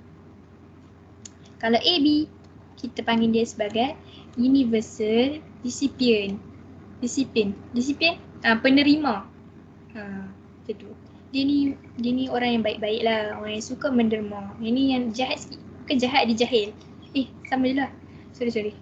Dia macam kedekut lah. Kita panggil kedekut. Dia macam dia boleh terima daripada semua orang, tapi dia hanya boleh bagi kepada geng dia saja, which is AB. Cakap panjang-panjang dah 4.5. Dan selain daripada AB dan O, kita ada satu lagi kita panggil sebagai rhesus factor ataupun D. Dia special sikit. Benda ni ada atas blood cell. Antigen yang ada atas blood cell. Contohnya macam A kan. Contoh kalau orang tu ada rhesus factor, so kat A ni dia ada antigen A kan. Ni antigen A. Dan ada juga saintis kaji-kaji tengok ada lagi seketui. Nama dia rhesus factor D. Kalau yang ada lah. Kalau yang tak ada lah. Okay. So resist factor ni kalau yang ada resist factor ataupun antigen D tadi atas dia punya blood cell, kita panggil dia RH positif. Ya, maksudnya dia positif, dia ada benda tu. Kalau RH negatif, dia tak ada benda tu. Benda ni kalau hampa pergi buat test dekat makmal, dia akan bagi tahu. Sebab apa benda ni penting? Sebab sekali kita akan masuk kat bawah tu. Mari kita tunjuk sikit lah dia punya contoh Kalau hampa pergi buat lah kan, dia macam ni. Nampak oh? Buat nampak je lah. Macam ni. Ni contoh dia. So dia akan beritahu kita punya blood group dan dia akan bagi tahu juga kita ni resist positif ke negatif. Commonly tak bergerak. Semua orang akan positif. Common lah ni biasa. Ni selalunya orang akan positif. Pos, dia akan tulis pos. Positif. Dia tak tulis tambah lah. Tanyalah dia pun kenapa dia tak tulis tambah. Tapi mostly orang akan resist positif. Sesetengah individu ataupun rare lah untuk dapat RH negatif ni. Dia tak ada jadi masalah pun, dia tak ada lah masalah teruk sangat. Macam, RH negatif aku tak mau kawan dengan hang. Tak macam tu. Dia cuma bila masalah, bila adanya perkahwinan dan perempuan tu, yang perempuan dia tak tahu lah simbol ni betul ke tak erti lah. Kalau yang perempuan tu dia RH negatif dan yang lelaki tu adalah RH negatif, RH positif. Dia jadi masalah bila benda ni berlaku.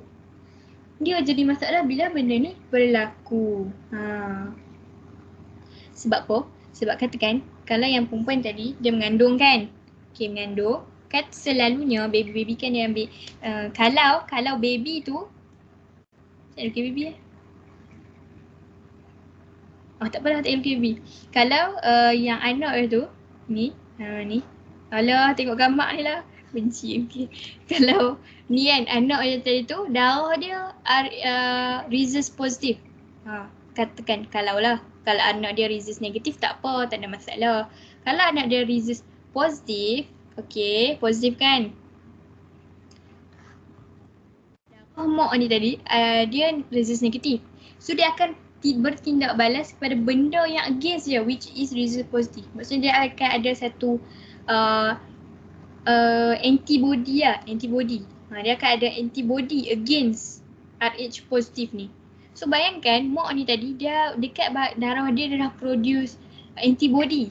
Antibody kan, orang dewasa antibody dia banyak lah. Masuk kat budak tu. Masuk jadi apa? Budak tu tak tahan lama lah, dia akan memang innalillah. Tak tahan lah sebab antibody hang banyak lah, antibody orang dewasa masuk bahagian budak-budak yang kecil yang tak mencik lagi pun. So baby tu tadi takkan bertahan lah. Mungkin dia boleh lepas-lepas beranak tu meninggal ke macam mana ke. Macam tu lah cerita dia. So ni jadi masalah bila si mak tu RH dia negatif, yang ayah dia RH positif. Ni masalah lah. Kecuali kalau dalam baby tu RH negatif kot tak apa. Lepas tu kat sini kan, ni cerita dia, ni cerita masalah tadi. Lepas tu bila dah jadi benda tu, yang mak ni tadi dia akan jadi negatif tanpa positif. Macam dia macam dia tak neutral sangat tapi dia ni Allah, suka macam ni, tak suka lah. Ni lah cerita dia, macam ni dia negatif. Ni antibody dia akan serang anak dia macam lah. Tapi sekarang, sebab tu kalau sebelum hampa lah, nanti hampa kahwin juga kan. Sebelum hampa kahwin, kita buat blood test. Kita banyak test kesihatan kita ada tak penyakit-penyakit macam HIV ke apa. Banyak benda proses sebelum kahwin tu banyak. So salah satunya benda ni lah. Kalau didapati hampa contoh, kalau didapati yang perempuan tu dia resist negatif, yang lelaki tu resist positif, mereka akan suntik lah. Kita ada benda dah, kita panggil, kita ada dah. Kita kan zaman sekarang zaman canggih kan. Dan kita masukkan anti-resist globulin untuk stop daripada anak first itu meninggal lah sebabkan antibody mak tadi tu. Dia jadi masalah bila macam ni kan. Kenapa? Apa pernah terbayang tak kenapa kalau yang perempuan tu RH dia positif, R pula dah. Kalau dia punya results dia positif, kenapa tak daripada? Astagfirullahaladzim. Kalau RH dia positif, pos, yang lelaki tu RH dia negatif, kenapa dia tak jadi masalah? Dia still berbeza. Sebab apa? Sebab cuba bayangkan, kita paksa lukis lah. Ni baby, ni mak tu. Lantok lah hampa. Jangan fikir bukan tu dah. Apa tu ni katakan anak tu nanti akan jadi negatif kan? Sebab dia ikut bapak dia. Contoh, mak ni tadi akan jadi positif. Kita lukis positif negatif lah. NP ni tak faham. Macam ni. Silap. Sorry. So yang anak kecil tu dia negatif, yang mak ni tadi positif. Kenapa dia tak jadi masalah? Dia tak ada masalah. Sebab anak dia ni, si anak ni akan produce antibody kan? Dia akan produce antibody. Tapi dia produce antibody against mak dia. Mak dia tu dah dewasa. So macam mana? Macam budak kecil nak lawan kita. Kita lah menang kan? Macam tu. Tu cerita dia. Sebab itulah tak ada masalah. Kalau mak dia positif, ayah dia negatif. Jadi masalah bila mak dia negatif, ayah dia positif. Ni untuk results factor which is D tadi. Kita dia masih tak sempat je nak habiskan semua ni. Health issue ni kita masuk. Arteriosclerosis. Arteriosclerosis ni kita ada plak tu macam nak kata karat bukan, ni kesihatan. Plak ni macam banyak-banyak lemak-lemak, lapisan lemak tu. Tu nama dia plak. Plak dekat arteriol. So arteri hampa ni ada segumpal plak kat sini. Yes, plak ni mungkin terjadi sebab kolesterol, fat hampa yang hampa tak bersenam tu, Masya Allah. Mungkin jadi macam ni lah. Saya elakkan benda ni. Dia tahap ni atero. Ni panggil atero, tak bahaya. Bukan tak bahaya, dia bahaya tapi dia tak sebahaya arterio. Penyakit memang semua bahaya tapi dia arterio ni dia upgrade version daripada ni. Arterio ni lama-lama dia akan jadi arterio. Kalau hampa tak fix the problem, hampa tak jumpa doktor, hampa duduk je kat rumah macam tu duduk main game. Dia daripada arterio akan jadi arterio, which is dia tambah kalsium. Okay, bayangkan kalsium ni kan, kita tahu kalsium ni dalam susu. Kita minum untuk kuatkan gigi. Kuatkan gigi. So sama lah function ni, dia akan kuatkan plak ni. So plak ni akan jadi hard. So bila jadi hard, lagi susah, lagi sakit. Faham? Tu dua, kita dah masuk dua. Next ada hypertension. Hypertension ni bukan stres yang melampau. Dia bukan hypertension yang stres melampau tu. Hypertension ni maksud dia darah tinggi, okay? Darah tinggi ni apa jadi? Darah tinggi ni cerita dia kita punya blood vessel tu sempit. So darah tu nak lalu kan susah. Tapi darah still kena lalu, betul tak? So bila darah dia sempit, darah nak lalu tak boleh, darah tu akan rempuh lagi. So kita akan dapatlah penyakit dipanggil sebagai hypertension ataupun darah tinggi. Okay. So kalau hampa stres melampau sebab study tu bukan dipanggil hypertension, tu dipanggil stres. Hypertension ni adalah darah tinggi. Next kita panggil adalah stroke. Stroke. Ya Allah, stroke ni selalu kita dengar. Stroke ni benda apa? Stroke ni adalah blood clot. Blood clot yang trombus tadi tu. Trombus tu, penyakit trombus tu. Dia sama, cuma stroke ni dekat otak. Okay. Darah tu dia diklot kan? Dia klot ke otak. Darah nak mengalir. Betul tak? Darah dia tak U-turn. Darah dia tak ber-U-turn. Ya Allah. Ni dah panggil stroke dah. Kan? Tapi darah tak U-turn, betul tak? Dia akan stay rempuh-rempuh. Lepas tu, andai kata kalau selalu darah tu pecah dekat otak ni, dia akan menyebabkan brain dead pula. Maksud brain dead tu apa? Maksudnya hampa hidup, jantung still pump, tapi hampa tak boleh buat apa, duduk macam tu je. Otak tak boleh buat apa sebab kan otak ni kita punya organ untuk coordination and respond kita. Kita nak buat apa, kita nak buat tu, kita nak buat ni, kita nak angkat tu, kita nak angkat ni, semua arahan tu daripada otak. So kalau otak mati, hampa tak boleh buat apa walaupun hampa bernafas. Macam tu cerita dia. Bahaya stroke ni bahaya. Jagalah diri. Macam tu. Nak masuk set je. Lebih pula. Angina ni. Okay. Okay, angina ni sakit dada lah, sakit dada. Sakit dada ni kalau lama-lama boleh jadi sakit jantung. Ni lah tu. Plak ni daripada apa? Daripada lemak, kolesterol, semua. Bila abang makan, jagalah pemakanan kolesterol. Jaga elok ni. Okay, itu cerita dia. Okay, bayangkanlah. Ni kan, banyak-banyak ni. Kuning ni function dia, kita nak dia lemak. Dia nak lindung jantung kita ni daripada bahaya lah kan. Kalau hampa ni ke apa, dia nak lindungi lah fat ni. Tapi kalau banyak-banyak, dia tak nak melindungi lah. Dia memang merosakkan je nama dia. Tak faham apa? Last. Ya Allah. Cerita ni banyak juga ni. Ngantuk dah kau? Sabar. Sikit. Ya Allah, sikit. Ya Allah. Human lymphatic system. Lymphatic ni dia sangat berkait rapat dengan blood. Anggaplah ini blood awak baik. Anggaplah ni blood.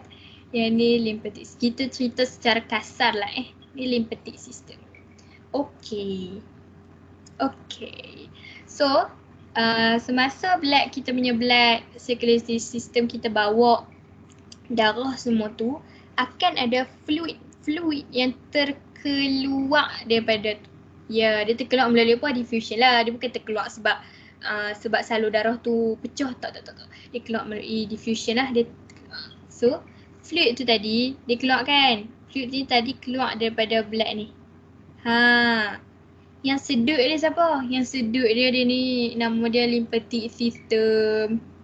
Macam tu. Dan bila dia bawa lymphatic system ni kan, dia kutip fluid daripada darah tadi tu, dan dia akan masukkan balik ke dalam blood vessel. Sebab apa dia perlu masukkan balik? Sebab tadi composition of blood kita ada sel darah, dalam darah tu kita ada comel. Dalam darah tu kita ada plasma, betul tak? Plasma tu terdiri daripada 90% air. So yang angkut darah ke seluruh badan adalah air tu. Macam sungai dia angkut bot tu. Macam tu lah contoh dia.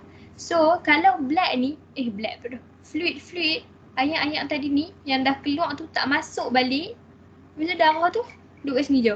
Tak boleh bergerak. Tak boleh lah macam tu.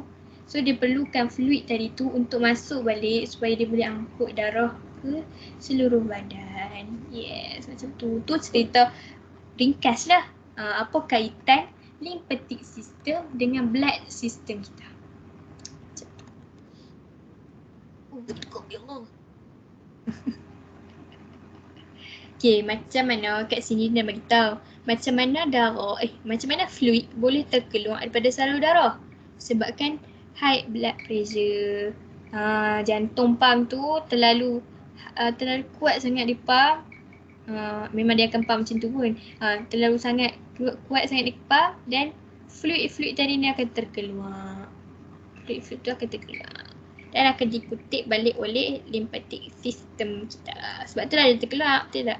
Dia cerita dia terkeluar sebab high blood pressure. Atau high blood pressure, tulislah high blood pressure, small diameter ni maksudnya macam contoh macam kita punya blood capillary. Blood capillary kita kan halus-halus. Dinding ni kan setebal satu sel. So dia terkeluar lah macam tu. Last sekali adalah sebab pumping of heart tu. Kita punya heart tu pump kuat sangat. So dia terkeluar. Okay. Mari kita semangat. Ya Allah. Jalan nanti. Baca Jangan tak baca pula. Kita revision je. Okay. Nak beza sikit-sikit. Okay, apa perbezaan dengan persamaan antara limfatik dengan tisu fluid? Dia ada dua. Beza antara limfatik dengan tisu fluid dengan beza antara limfatik dengan blood. So first kita masuk limfatik dengan tisu fluid. Apa beza dia? Kita masuk persamaan dulu lah. Persamaan dia, dua-dua ni ada plasma. Ada eritrosit. Eritrosit ni apa? Eritrosit ni darah dan platelet. Okay. Different dia, limfatik ni dia ada high fat, benda-benda yang berlemak. Kalau apa kita belajar tadi kan, digestive system kita ada laktil. Laktil tu dia absorb apa? Dia masuk apa? Dia masuk lipid, dia masuk benda-benda yang berlemak. So kita boleh kata lymphatic system ni dia banyak, dia high content of lemak dan high content of lymphocyte. Lymphocyte ni apa? Lymphocyte ni tadi adalah white blood cell tu. White blood cell tu, ingat tak white blood cell kan ada banyak jenis? Lymphocyte ni adalah salah satu jenis untuk white blood cell. Yes.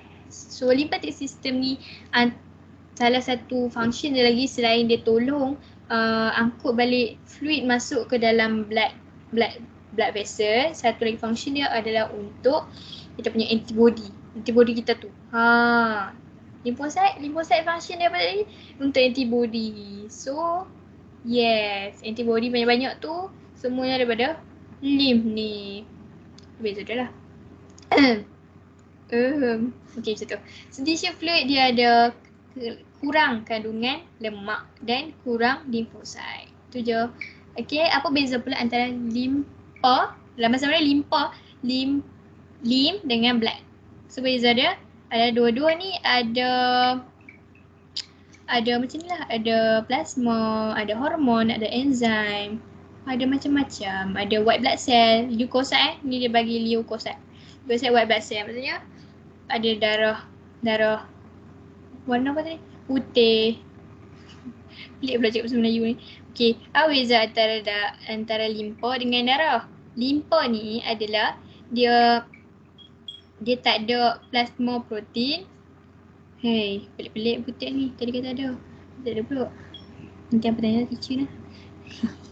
Dia tak ada plasma protein, eritrosit dan platelet. Kalau darah dia ada. Sebab apa?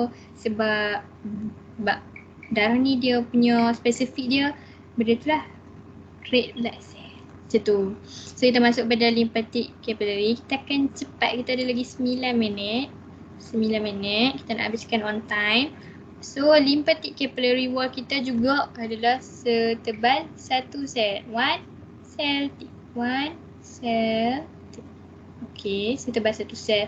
Sebab apa? Dia nak memudahkan tisu fluid untuk absorb dalam ni. Kalau dia tebal, anggaplah dia susah nak masuk.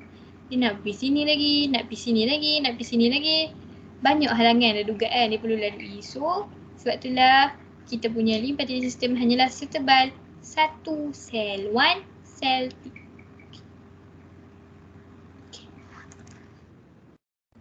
Ini adalah kedudukan. Lymphatic system tu duduk kat mana? Kalau macam tadi kan saya lukis tadi awal-awal, dia macam ni, lepas tu macam ni. Dia tak ada lah duduk macam ni. Ni hanyalah gambaran sahaja. Gambaran semata-mata. Macam mana dia duduk, kedudukan dia macam ni. Dan untuk lymphatic system, dia punya hujung tu dia block. Yes, dia block. Kalau macam red blood, macam blood vessel kan, dia kan bersambung. Bersambung sampailah bersambung-sambung. Kalau macam lymphatic system, dia ada block kat sini. Dia ada macam ni kan, contoh jari kan. Ni blood vessel lah, ni blood vessel, blood capillary. Tu lymphatic system ni tangan ada dua tu, nak macam mana lymphatic system tu akan ada di celah-celah. Di celah-celah. So ni yang punya capillary akan ada celah-celah ni. Macam tu. Tangan tak ada 3, tangan ada 2 je. So faham lah. Okay. Itu dia punya kedudukan. Kedudukan dia antara celah-celah blood vessel. Yes. Yang ni dia akan masuk pada structure limb tu. Tadi kita baca limb. Dalam limb ni ada apa? Okay, so limb ni dia Lymphatic system ni dia satu seluruh badan kita adalah, dan dia ada satu struktur yang spesial, dipanggil sebagai lymph node. Lymph node ni lah yang akan produce antibody semua kat situlah cerita dia, sebab dia ada banyak lymphocyte dekat situ.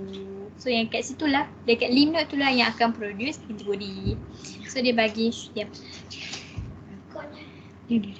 kau tak bagi sikit. Okay. Dia apa? Macam mana dia boleh daripada, dia nak cerita macam mana daripada lymph boleh masuk balik dalam darah. Cerita dia. Okay. Oh ya Allah. nak bila sikit. Tak boleh rakan-rakan. Tak boleh. Oh, kat sini masuk. Macam mana dia masuk daripada ni daripada right lymphatic duct ni akan masuk ke dalam bahagian right subclavian vein. Wow. Yes. Okay. So, blood kita yang terkeluar ni, sorry. Kita lukis. Okay. Ni kita punya blood vessel yang terkeluar, fluid terkeluar tu. Dia pergi dekat lymphatic system kan. Okay. Macam mana dia masukkan balik daripada sini ke sini? Cara dia masuk melalui satu saluran dipanggil sebagai right subclavian clavian vein. Yang ni kat lymph. Dia akan masuk daripada sini ke right. Astaghfirullahalazim. Petang-petang ni pening dah. sorry. Dia akan daripada right lymphatic duct. Dekat sini. Ni lymph. Ke kita panggil sebagai right subclavian vein. So dia akan masuk dekat vein. Itulah laluan dia. Kat sini adalah blood vessel. Tu cerita dia. Darah fluid keluar, masuk sini, masuk balik sini. Tu cerita dia. So hampa kena tahulah struktur tu masuk daripada mana, keluar macam mana. Dah sikit. Tengok Doraemon pula. Okay. Dah. 4 minit ni. So necessity, keperluan, kepentingan lymphatic system ni adalah sebagai body defense. Sebab kat lymph node tadi, dia buat apa? Dia buat antibody. Dia buat antibody kita. So antibody tu tadi akan dimasukkan ke dalam blood cell lah melalui saluran tadi tu. Saluran kita habaq tadi tu lah. Yang right lymphatic duct dengan right subclavian vein yang tu. Dia sebagai body defense sebab dia buat antibody. Next, dia adalah complement. Complement ni apa? Complement ni maksud dia kan apa? Google Translate, maksud dia adalah pelengkap. Yes. Dia adalah pelengkap kepada blood circulatory system. So dia tolong bawa masuk balik fluid dulu. Tu cerita dia. And then last kali yang ketiga, dia adalah transportation of fat soluble substance, which is lactase tadi tu. Lactase tadi yang dekat digestive system tu. Yes, dia nak beritahu tu lah. Dia bawa fat across your body. Adalah health issue berkaitan dengan human lymphatic system. Human lymphatic system ni dia bila kita punya lymphatic system ada masalah, dia panggil satu je. Kita panggil sebagai edema. O kat depan tak ada bunyi. Jangan ambil edema. No. Edema saja. O dekat depan tu dia silent. Dia tak bunyi. So apa penyebab edema ni? Penyebab dia contohnya kat sini kita ada pregnancy. Takkan mengandung boleh. Jangan fikir macam tu Pregnancy ni bila kita kan kena lagi banyak body fluid kan macam tu. Kita pula tak apalah pregnancy. Macam hampa boleh search je sebenarnya. Deficiency of plasma protein. Bila plasma protein hampa berkurang, plasma protein tu berkurang, kuranglah albumin dalam darah tu. Bila dah kurang albumin dalam darah tu, lymphatic ni tak boleh nak function correctly macam tu. Dan adalah prolong bedridden patient. Contohlah ada seorang pesakit ni, dia sakit teruk sangat. Ni kaki dia tau, ni tangan dia. So dia akan duduk kat situ, duduk kat katil tu lah, macam dia tak bergerak langsung. Bila dia tak bergerak langsung, kan kita tengok tadi, kita perlu bergerak untuk pastikan deoxygenated blood kita naik atau kita punya blood circulatory system kita function very good ya. Very good. Lepas tu kita punya lymphatic system pun akan terganggu juga kalau kita tak kita macam ni lah, duduk atas katil, dia tak sihat kan, dia tak boleh bergerak, so dia akan duduk atas katil je, dia akan menyebabkan macam mana, dia tak nak cerita lebih-lebih pun, kita bukan profesor. Hai, cerita dia macam lepas tu blood tu macam terlalu rehat lama lah, kita anggap macam tu lah. Tu dia tak boleh nak bekerja elok-elok, dia tak boleh bergerak, tak malah badan comel pula. Next sekali adalah parasitic infection, yang ni paling menggelikan lah setakat ni. Bila contoh ni hang punya lymphatic system ni contoh ada satu dia satu worm tu apa? Cacing kita panggil sebagai Brugia. So Brugia ni akan dibawa oleh nyamuk. Ni nyamuk. So katakan nyamuk ni tadi bawa Brugia. Mas ketik kita kat sini. So dia akan transfer worm tadi tu masuk ke dalam lymphatic kita. Bayanglah ada ulat dalam ni, ya Allah. Okey.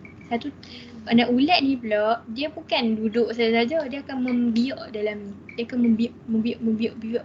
Bayang dalam lymphatic hampa tu. Dan selalu tu ada banyak-banyak ulat. Bila banyak-banyak ulat, kita akan tersumbat lah kat situ. So fluid boleh lalu tak? Tak boleh lalu. Bila fluid tak boleh lalu, nak masuk balik dalam salur darah, jadi masalah lagi. Itu cerita dia. So yang ni paling menggelikan kot setakat ni. Ada ulat lah.